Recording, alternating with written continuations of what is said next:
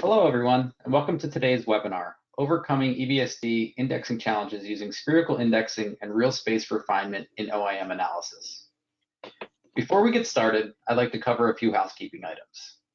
If you have a question, please submit it through the questions pane on your console. Any questions regarding connectivity and webinar viewing will be addressed immediately. We'll attempt to answer any questions for the speaker at the end of the presentation. If we do not get to your question, we will follow up via email after the webinar. Now I'd like to introduce the speaker for today's webinar. Stuart Wright was first introduced to EBSD as an undergraduate student at Brigham Young University, working with the first system in North America. He then moved on to Yale University to pursue a PhD under Professor Brent Adams. His thesis research focused on automating the EBSD technique. This effort led to the first fully automated EBSD scans in the fall of 1991. After graduating, Stuart joined Los Alamos National Lab and continued work in microtexture and texture analysis using both the OIM technique and conventional X-ray diffraction. Shortly after TSL was founded, Stuart left Los Alamos and joined the startup company commercializing the OIM technique, working primarily on software development.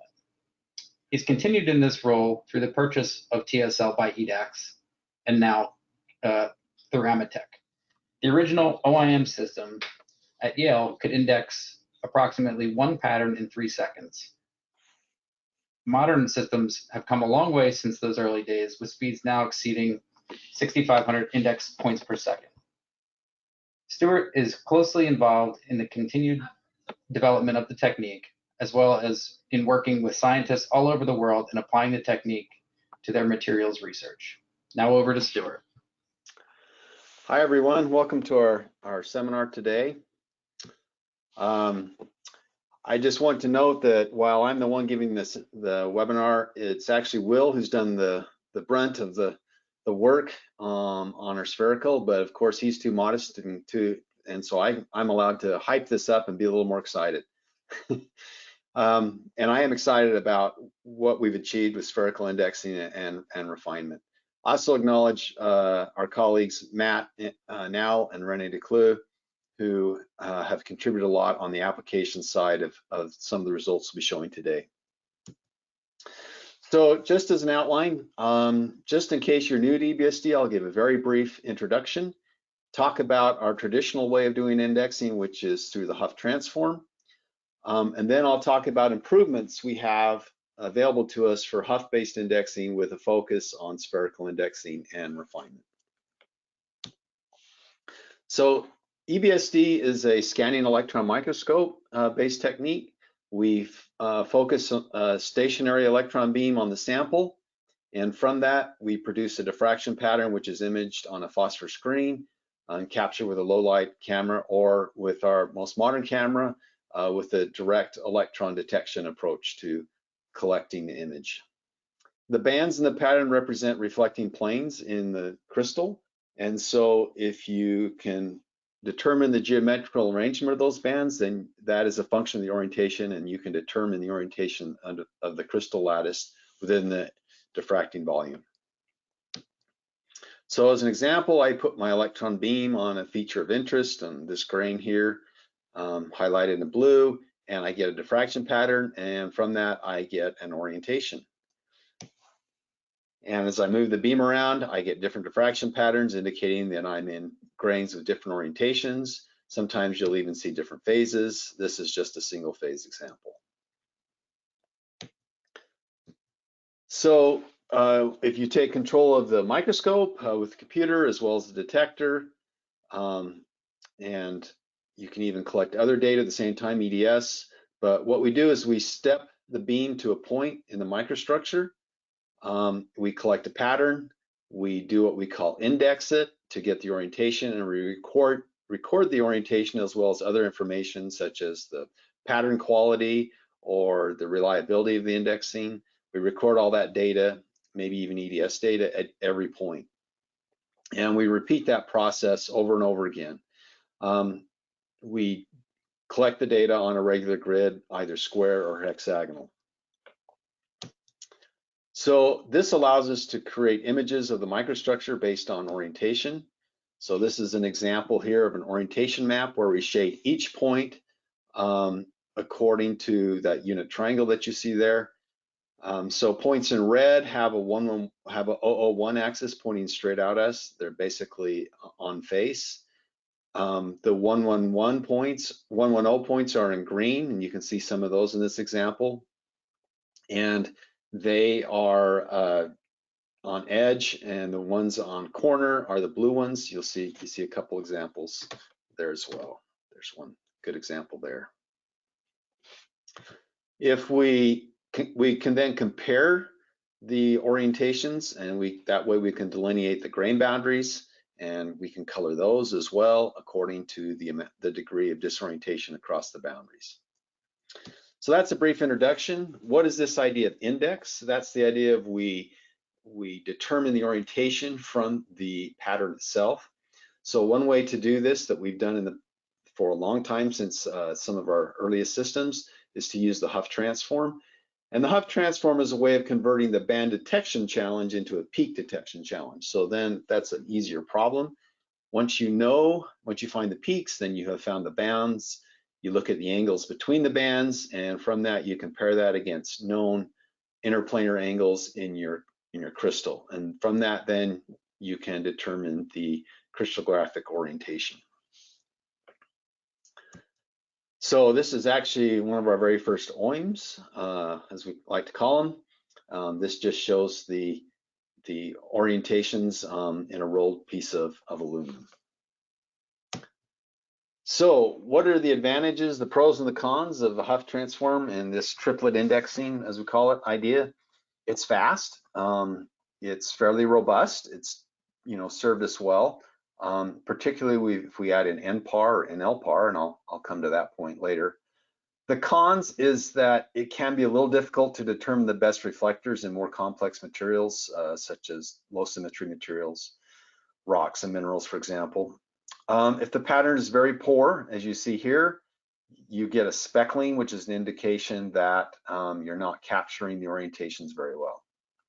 The angular precision is somewhat limited to about 1/10 of a degree on the very best samples to about 1/2 degree.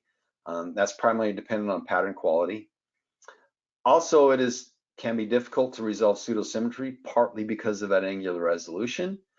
And also, we're unable to really index non-centrosymmetric crystals, where the intensity profile across the bands is just as critical as the band locations.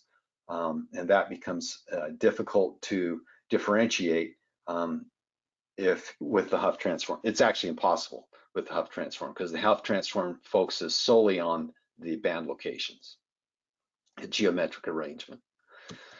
So can we improve on the Hough Transform? Well, one approach is to use NPAR. Neighbor stands for neighbor pattern averaging and reindexing. There's an advanced approach called NLPAR. I won't go into that, just to keep this a little more simple. The idea is you record all the EBSD patterns during the scanning process, and you can reprocess them offline. So at each point in the grid, you look at the surrounding neighbors. In this case, a hexagonal grid, there's 6 surrounding neighbors. You average all those patterns together, all 7 patterns together, and then you reindex. And that's where we get this NPAR idea. And it can really improve indexing results. Here's some examples where we've added artificial noise to a scan just to test how well the NPAR works. You can see we have 0% noise, the as collected data, 50%, 80%, and 100%. And you can see the impact of the noise in the patterns on the resulting orientation maps. And you can see after we do NPAR, these really clean up quite well. NPAR does have a weakness though, in that because you're averaging patterns, you actually start to lose some fine structure. You can see in this example, we've lost some of the thinnest twins in this material with the NPAR. So are there ways we can do even better? Well, the way that we have found is forward modeling, the idea being that you model diffraction and you match the experiment to the model. And that allows us then to do a lot of things. The first approach to that has been dictionary indexing, which is now been around for a little while. The idea is you take an experimental pattern, you compare it against a dictionary of simulated patterns. You find that the simulated pattern in the dictionary that best matches the experimental pattern. And we do that through a dot product approach. How do you build a dictionary? Well, you have to know, everything about your crystal in terms of the symmetry, the atom positions, how, you need to define the lattice. You need to understand your SEM conditions, particularly the voltage. And then you need to also have the geometry of the detector to beam to sample all well characterized. You create a model and you take that information, put it in the model, and then you have to sample orientation space because you're going to simulate a pattern at each point in orientation space. So you do that process and you end up with a dictionary, basically a set of simulated patterns. Now, traditionally, we use kinematic simulation to simulate our patterns, but it's really not good enough for dictionary indexing. It was good enough to help us know which bands are best for, are the strongest reflectors, the strongest refractors, so that we can do the indexing with the Hough, but it isn't good enough for dictionary indexing. So we're relying on software or a simulation method developed by Mark DeGraff at Carnegie Mellon University in his group. And that uses a Monte Carlo simulation.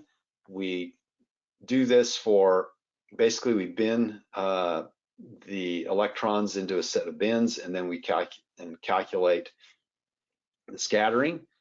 As you can see here, I won't go into a lot of detail. And then for each bin, then you solve Schrodinger's equation using block waves, and then you come up with these, basically these what we call master patterns at each energy bin. And you can see 3 different energy bins there. You can see as the voltage increases, the bands actually get a little smaller, and that's very reflective of what we see in simulated or in real experimental patterns. So the way forward then is to feed in the orientation and the geometry into this master pattern, and then you can simulate a pattern. Now we have to do this over all energy bins and all atoms in the crystal, and so it's a little more complicated than what we show here, but we're learning various shortcuts and how to make this fast. And like I said, this is work by Mark DeGraff's group. Just to show you the idea of integrating across not only the bins but the atoms. Here's an example, and you can see if we look at the pattern here for all the atoms in this in the unit cell here, you can see it's particular. Hopefully you can see my cursor. This band here just to the right of the vertical one at the center is missing on the left-hand side of that vertical band. But if we just focus on the high reflectors, then we do see it's not exactly symmetric, but much closer. So that just shows you sometimes even the weak scatterers can be important. And so we need to consider all atoms. Sometimes we can remove some of the weak scatterers, but this makes the calculations a little more complex, but this is all accounted for in the software now. So here's a result, dynamical simulation on the right, experimental pattern on the left. You can see there's a good match. Even in the intensity profiles, to a certain extent, it's not obvious because the experimental pattern in this case is relatively weak or somewhat blurred compared to the dynamical simulation. But this, the quality of the dynamical simulation now allows us to do the dictionary approach. So we need to first build a dictionary. So we take our geometry and a bunch of orientations against the master pattern, the summed master pattern, and that allows us then to create the dictionary. So we need to sample orientation space, and that has to be as uniform as possible. So we use a cubic Cork sampling approach, as I know on the last slide from Mark's group as well. And we specify a target spacing in terms of a disorientation between sampling points for orientation space. So here is a sampling at 5 degrees plotted in Rodriguez space. And you can see that the coverage there If we go to 2.5 degrees, you can see the coverage there.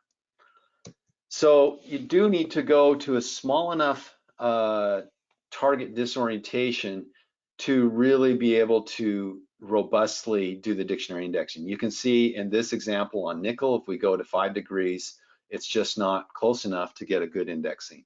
So it's not just about the precision of the dictionary, but you can't just say, well, let's do 15, that's close enough. Well, you're not going to get good indexing. So you've got to get small enough, and we found, at least for cubics, that 3 degrees seems to be about the limit. So just to show you how robust this is, here's different quality of patterns for the same sample that's basically run at different settings on the camera, varying the gain, for example. You can see the best Hough results, that's with NPAR, but you can see on this very last set of data, we don't really get anything with the Hough, even with NPAR, but with the dictionary, we get surprisingly good results. So that just shows how robust the dictionary indexing really is. So what are the pros and cons? It is more robust in terms of it can handle really poor patterns. It is slower than Hough indexing, especially if you have very large index dictionaries, as you will get for low symmetry materials. The angular resolution is limited to the disorientation of the dictionary, disorientation between points in the dictionary. It is a steep learning curve. It's not trivial to do. The master pattern calculation is significant.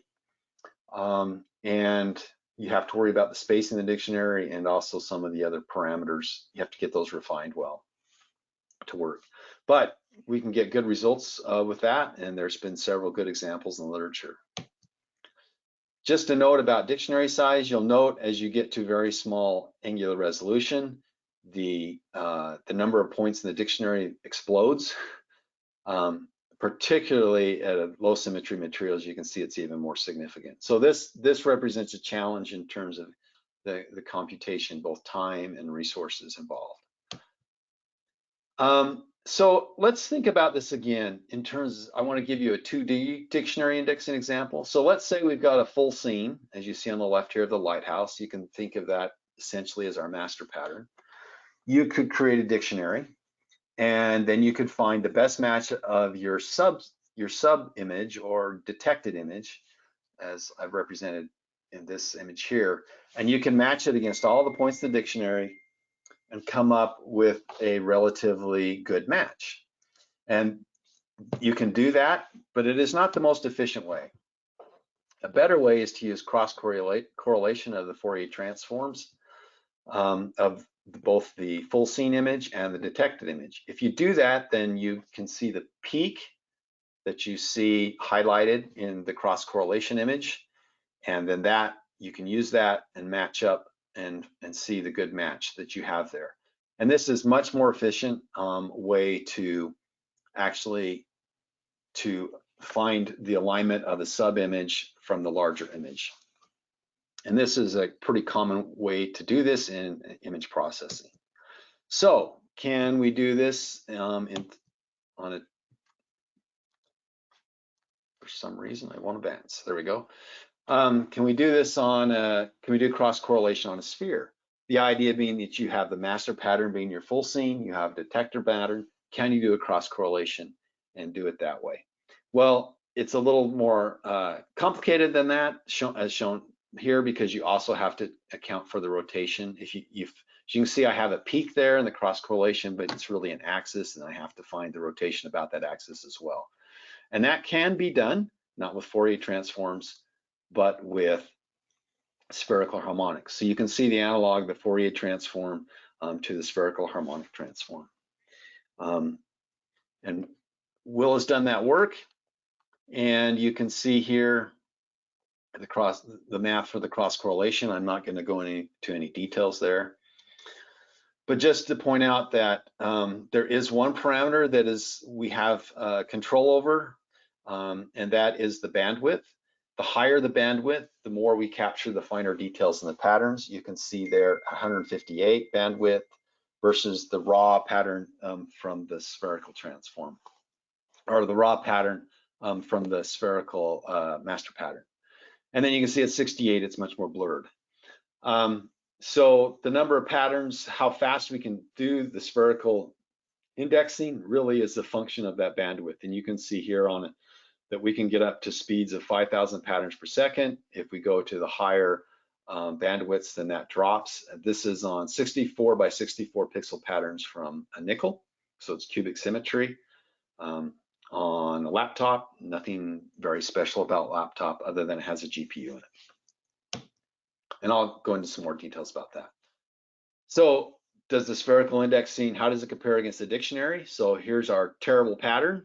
Hough indexing, that's actually with NPAR, got cropped off on the title, sorry. But you'll see that the dictionary indexing does a good job, and you can see the spherical indexing actually matches and even exceeds that as I go to even a bandwidth of 113.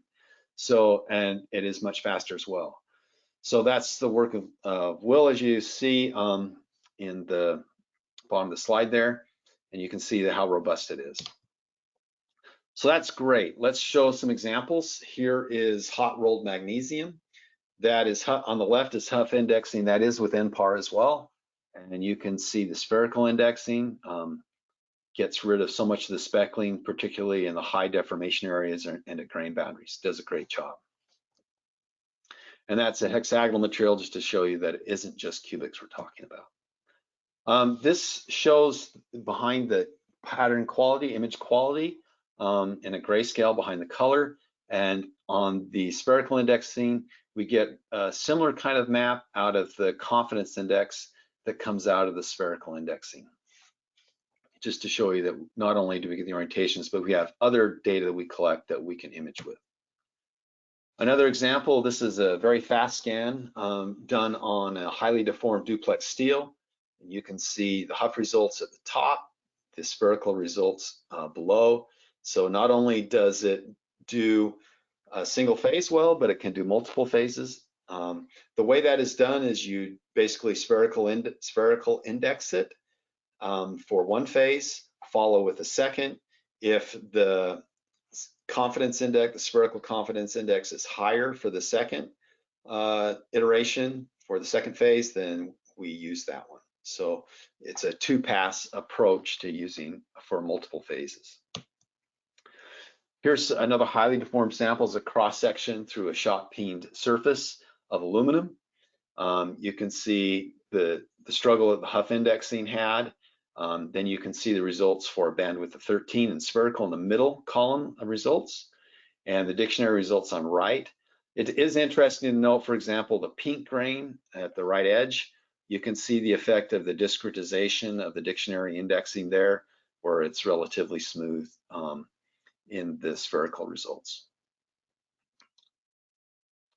Another example for nitinol, and this one has a difficult surface as well. And you can see then that the NPAR plus spherical in this case gave really good results. So this was a really difficult example, and we had to employ both NPAR and spherical together. Another very rough surface, this is an in situ tensile sample, kind of at the end of the in situ tensile straining process. So you can see the Hough plus NPAR, the spherical, and the spherical plus NPAR. So having the NPAR not only improves the Hough, but we can use it to improve the spherical as well. But we get very nice results from this, even with this rough surface, which is a challenge for the Hough because we get gradients in the patterns. We can try to correct for that.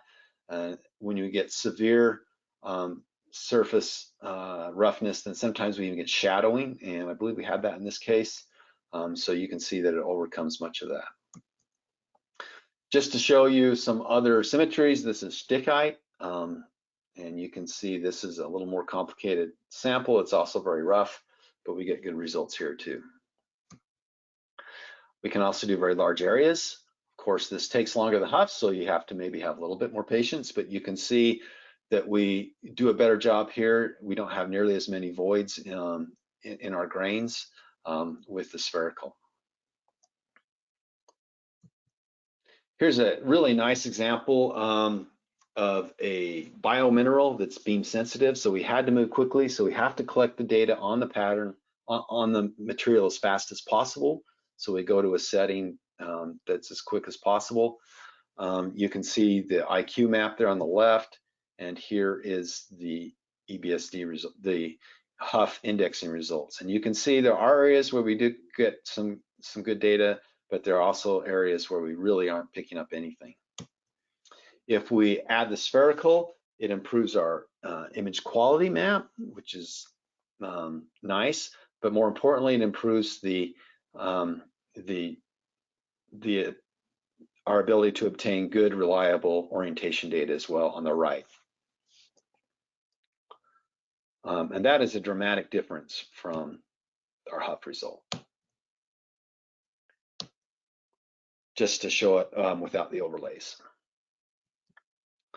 So are we doing this with some big fancy computer? No, this is a GPU implementation using an NVIDIA card. And you can see the results here with different cards, or at least an estimate of the results in terms of the speed, and also the price as to whenever we collected this data. But you can see this is not a super expensive computer by any stretch of the imagination. We can get good results on a consumer level GPU. You do need some good memory on the card, but partly for dictionary, it's good to have, because then we can do the whole thing in RAM. Just a note on the dictionary, I haven't given a lot of speed or results on that, but the dictionary now in OIM version 9, which we'll be introducing here soon, is all done on the fly and held in memory. So we don't have to calculate and save on disk the big dictionaries anymore. So one of the things that is done within the spherical indexing is a harmonic refinement in the space of the refinement done in the space of the spherical harmonics. And that's nice because it gives us better results as well. You can see without it, we get more of a dictionary type result, the column in the middle. And you can see we get a more smooth approach and I want to point out that for this data, that is appropriate. And you'll see at the bottom the CAMS, the kernel average misorientation, which is a neighbor-to-neighbor comparison of orientation. So at grain boundaries, it will be large, and then at subgrain boundaries or dislocation cells, we expect it to be very small. So we expect it to be smoother in this example, and you do see that with the spherical harmonic, we do better than we do with the Hough, and obviously without it, we lose that kind of capability for that pixel-to-pixel disorientation analysis without the refinement for spherical. So we can go a further step in refinement and do that in real space.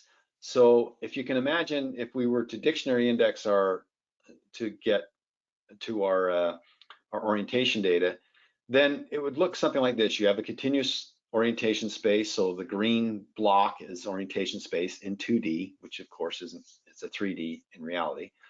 We find the point closest to the correct orientation, but sometimes if we get it too large of a step size, then we don't get a good match. If we have too small of a step size, then the problem starts to become intractable. So if we are after these really low angle misorientation analysis, then we're going to have to go to a finer grid size, and then the problem becomes intractable. So is there another way around it? Well, one way to do it is to use a good step size, say 3 or 2.5 degrees, as I've shown in the examples before, and then re-index using a local high precision dictionary.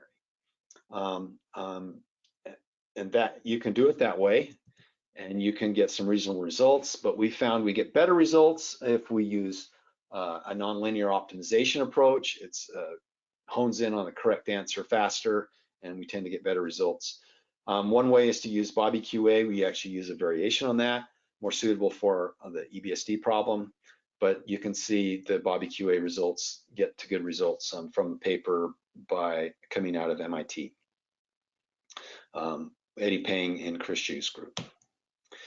So here's an example of real space refinement. Here's the Hough results on the left, a 2.5 degree dictionary. You can see the steps in orientation due to the discretization of orientation space. And then you can see on the right is spherical, actually it's Hough, followed by the refinement approach, the real space refinement. and it does a much better job. So here's a survey of our results. So I'm starting with the Hough on the left column, a dictionary indexing with 3 degrees spacing for the next column, 2 degrees, 1 degree, and then spherical at a bandwidth of 63 and a spherical with a bandwidth of 255. So the top row are the raw CAM results, the kernel average misorientation. You can see the Hough and the spherical harmonic or spherical indexing at 255 show some similarity, but are still quite a bit different. The others are really all over the place. If we add in real space, if we add in Hough with NPAR, we get a bit better result. I didn't do anything for the dictionary ones. If we do harmonic refinement, you can see we get a very nice improvement in the spherical indexing. If we add in real space refinement, we actually pretty much end up at the same place no matter the starting point, which is interesting. The one exception being the dictionary indexing at 3 degrees. That's a little bit farther away, particularly at the edges of the grains, at the boundaries. But for the most part, you can see we end up pretty much at the same place, which is a nice result for orientation precision.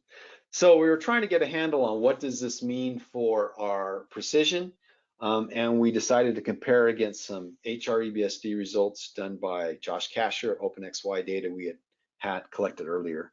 You can see the top left is the Hough, the top right is Hough plus refinement, real space refinement. Bottom left is spherical plus real space refinement, and then the bottom right are OpenXY results. And I want you to focus on within the grains, not the grain boundaries. Those are some settings that we can change and play with to get a better match. But you can see the good results that we have there. It isn't totally obvious what's happening, so let me go to a different coloring where we focus on 0 to 1 degrees for the color. And then everything after that's just plain red. You can see in the Hough, there's all that structure, and it is, we know from the OpenXY results, we've known for some time that that's not completely accurate. In fact, it can give some misleading subgrain boundaries. But if we compare our spherical as well as our Hough plus refinement with the OpenXY results, you can see that we capture very similar details, which is great. It really does a nice job, and that gives us an indication that we're improving our orientation precision. So what does that mean? Just to go back a second, this isn't implying that we're getting anything about lattice distortion like we get in HR EBSD. It just tells us that we're improving the orientation precision, which are helpful for CAM maps like I'm showing here, which then leads to better GNDs as they're based on the CAM maps. But it doesn't give us anything about the distortion of the crystal lattice. We still need the HR EBSD techniques for that. So some more notes on speed. Like I said, this is a generic laptop with the GPU in it. And you can see with the Hough, in this case, for a nickel example we were looking at, we got 814 patterns per second. With NPAR, that drops to 770. We typically are starting to use adaptive histogram equalization more and more, and that drops to 693. That allows us to account for gradients much better, the adaptive histogram equalization, or AHE. And it's better, does a better job than we get with, say, a dynamic background subtraction or anything like that. If we were to do 3-degree dictionary indexing, it would be 460, 148 at 2 degrees. At 1 degree, you can see it's pretty slow at 19. And that we also have 25 seconds to build a dictionary, which isn't too bad, remarkably good as compared to what we had before. With spherical indexing at 63, you can see we're at 2,800 patterns per second. That includes 10 to 20% for harmonic refinement. And then you can see 410 and 50 as we increase the bandwidths. If we add refinement, that's happening at 4,280 patterns per second. So you can see this is all very tractable, very usable, and is working quite well in our newest version. So in summary, spherical indexing is as robust as dictionary indexing, but faster. It is slower than the Hough, and that's without even a GPU'd Hough. No pre-calculation of the dictionary is required. So that saves a little bit of time, and also we don't have to deal with the discretization, so there's less parameters to deal with, which is great. The master pattern is required. The patterns are required. We require those to be recorded. We do some image processing, typically the adaptive histogram equalization that I mentioned. Basically, that does histogram equalization in region by region, so it creates a better histogram equalization across the whole pattern. For refinement, we also need to have master patterns. We also need patterns to be recorded. It gives us improved angular resolution no matter which indexing method we start with, which gives us better GNDs and CAMs. We haven't explored it a whole lot to see the effects of pattern size and quality yet. Hopefully that'll be forthcoming. But it does, and we don't know really the effects of lattice distortion on the results yet, but as we don't capture that. But it is giving us some really nice angular resolutions, which I really like. This is all available in OIM version 9. And using the OIM matrix module. The matrix module has all the dynamic simulation kind of routines in it. So that also provides a graphical user interface to the EMSoft software for calculating the master pattern. And we have done quite a few master patterns already. So those will come with the OIM matrix module. You won't have to recalculate them, but they'll be ready to go. Those have been done at 20 kV. So if you're doing experiments now, anticipating using this, recommend using them at 20 kV. If you go to dramatically different kVs, then you will have to recalculate the master patterns. There is a GPU implementation, as I've mentioned already, for both spherical and dictionary indexing, as well as a lot of other things within OIM version 9, which is getting our speeds up quite a bit. Like I said, it does on-fly dictionary indexing if you're using dictionary. They can, as before, you can apply these new indexing approaches to selectively parts of your data set. So if one phase is giving you problems and you need to do dictionary on that or spherical indexing on that, you don't have to do the other phase as well. If the Hough's working fine, you can just do it selectively to the poorly indexed points. And then we've also added refinement, which is something I'm really excited about as something that I'm pleased that we're doing so well with. So that is all what I want to present today.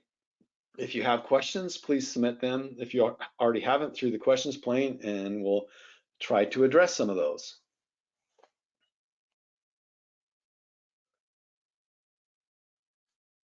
So thanks for your attention. And I hope if we don't get to all the questions, don't worry, we will do our best to reply to those in a timely manner by email. So I'll turn the time back over to Jonathan. I'm not seeing a whole lot of questions yet, so could be my panel. Hi, Stu. Thank you. We did get several questions in. First one, what does angular resolution mean? Angular resolution means how, I don't want to say how accurately, but if I was to index, leave the beam on a point and continuously collect patterns, would I get the same answer every time? Not exactly, because there's a little bit of random noise introduced in the pattern. So how well can I do that? Let's say I move the beam away and come back, that kind of thing. How well can how precisely do I make that measurement? Typically for EBSD, like I said, it's anywhere from 1/10 of a degree to 1/2 degree. And that's what we generally use. But if you're looking at things like GNDs, we have found, or really I should give credit to the HREBSD folks, they have found that we really need much higher precision than we were getting before to really get accurate. Hopefully we'll get some numbers out as to how accurate, along with pattern quality and pattern size here before long, something we're working on. Okay, this is kind of a related question. Spherical indexing looks great for noisy patterns, but for a good quality pattern, do you have an average angular resolution? That's a good question. As you go to higher bandwidth, then you can get better angular resolution. I will have to check with one of my colleagues to see what he thinks. Yeah, I mean, So- I would just comment that it's going to depend on so many factors, right? Depends on your pattern size, your pattern quality. Even at a high quality pattern, it's going to depend on the pattern quality. It is going to depend really strongly on how well you measure the pattern center. But Yeah. if you look in the literature, there's if you have perfect simulated patterns and you know the pattern center exactly, then you can get, depending on the bandwidth, you can get somewhere a precision and an accuracy somewhere in the order of 1/100 of a degree. And I will say my gut instinct is that from what I've played with so far, I do think we're doing better with spherical, especially at higher bandwidths, than we do with the Hough. So, and that has to do with the location of the bands. But spherical also has the advantage, I didn't go into really any detail, in that we start to be able to look at non-centrosymmetric crystals. There hasn't been a lot of that done yet, but I would anticipate more and more results being presented in the literature on that. Okay. In a highly utilized user facility, instrument time is extremely valuable. Users are constantly tasked with making the trade-off of data quality versus data quantity. With the potential hit to index points per second, are these methods best utilized by saving EBSPs and reprocessing offline with a well-equipped workstation? That's the first question, part of the question. And then, do you recommend and or support the upgrading of the GPU in the online computer? So we have not.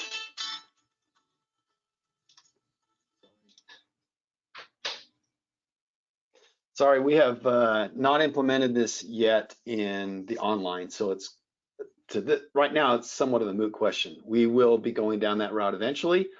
I think it will never be as fast as the Hough, but in reality, you could index and save patterns without doing any indexing, as long as you're confident that you will be able to index them later.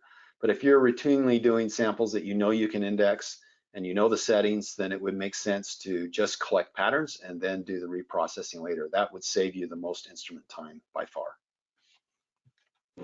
I'm just going to add in quickly there that depending on your hardware, at some point the disk speed is going to become a limiting factor, not the indexing speed. So it's maybe a more complicated question than it seems initially. Okay. How do you define the 100 orientation technically? When I say a 100, that means for a cube, it is sitting on the surface of my sample with face up. But that does not tell me the rotation in the plane. So while we can say things like 100 orientation or 101 orientation, it is an incomplete description of orientation. It's really a partial description because it only tells us what crystal direction is pointing out of the surface of the sample or along whatever direction you are defining. It doesn't necessarily have to be aligned with a normal direction. It could be some other direction. But that's what I mean when I say a 100 orientation.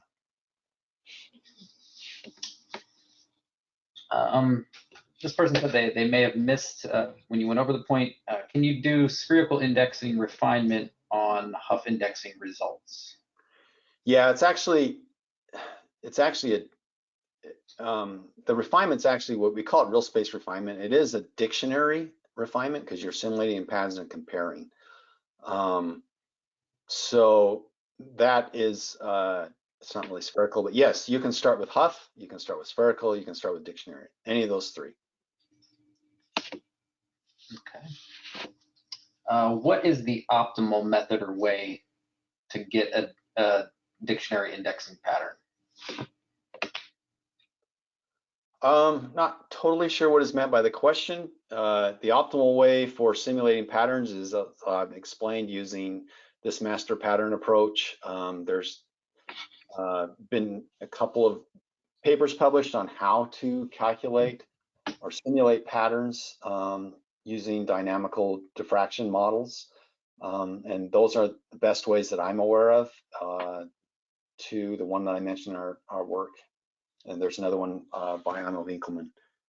Those two give the best results from anything that I've seen. Much better than the kinematical stuff that I traditionally played with.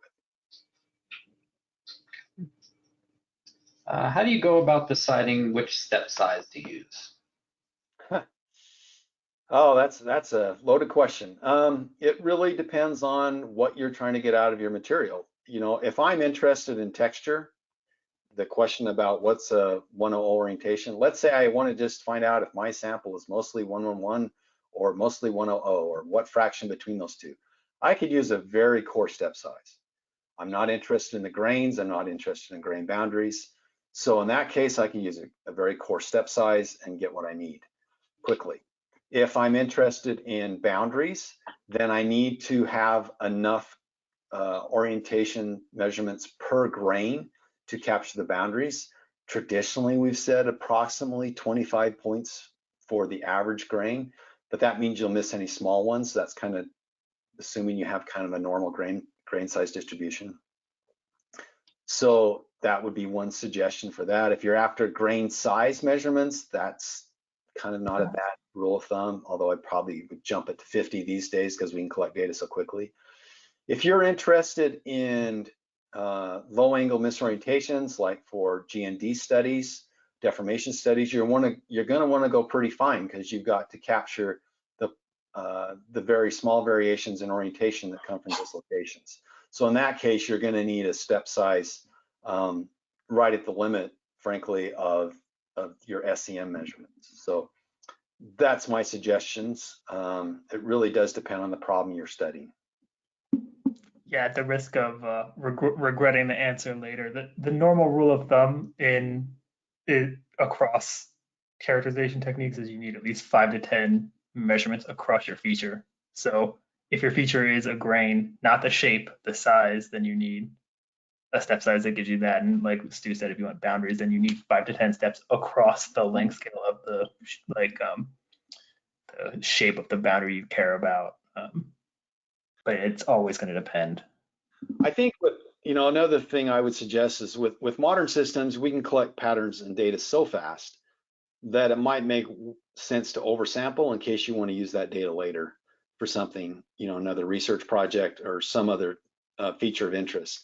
If you know you're going to collect, like I said, texture data, that's the only thing important. Yeah, go coarse, go fast.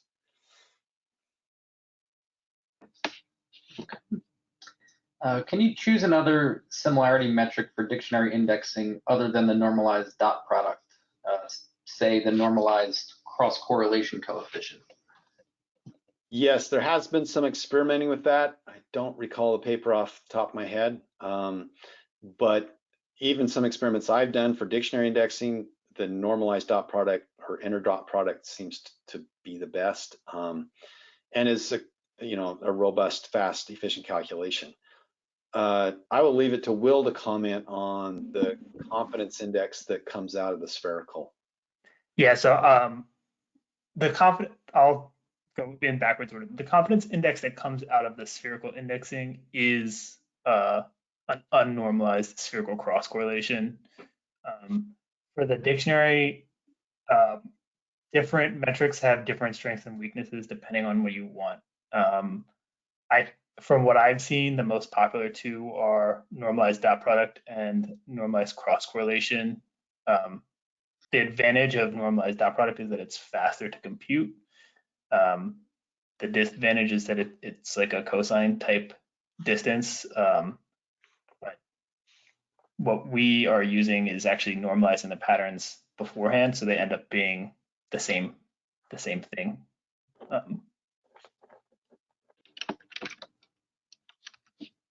Okay, and one final question. Do you advise capturing patterns without in-process filtering, or rely on OIM analysis to filter later? I guess if you know you're going to do post-processing, I think it makes sense to capture just the raw patterns, because you haven't done any, you know, as you do image processing, you know, if you're not within the dynamic range, well, you could, you know, lose some information. And so I would start with the raw patterns for the very best results. No, I think the only caveat I would say there is if it's worth normally potentially doing a background correction if the dynamic range of your diffuse background is big enough that it's like causing clipping on the detector. So if you, Yeah. I'm not sure if that makes sense, but I would agree. Otherwise, I would save as raw of data as you can, as long as you have the bit depth to capture the features you care about.